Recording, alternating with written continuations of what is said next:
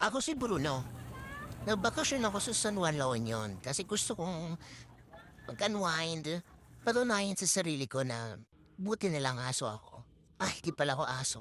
Amo ako ng taong nag-video sa akin. Dito kami nag-stay sa new building ng Sea Surf Resort, yung kanilang roder rooms. Ang ganda niya, spacious, malinis. Gusto ko yung details talaga. Favorite part ko talaga dito, yung window slash wall or ano man yan. Diyan ko tinatago yung kasama ko pag di ko siya feel kausap.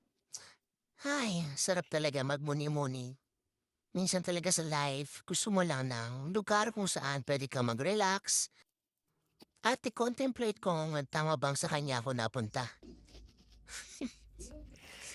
Eto 4 a.m. na to, grabe. Ang aga ako ginising para lang manood daw kami ng sunrise. Pero syempre daw pumayag, sabi ko siya na lang, mag-isa niya. Fairness sa alon, sarap mag-surf. Pero hindi na ako mag-surf para na yun sa iba. Huwag na tayong maglokohan. Nandito din kayo kasi stress kayo eh. Gusto nyo rin mag-unwind. Sino bang umaway sa inyo, ha? Eto na lang ako, mag-people watching na lang ako. Ano ba to? Yun lang, mag-judge ako, ganyan. O, dyan pala kami nagstay. O siya, pagod na ako. Bye. Next trip ulit.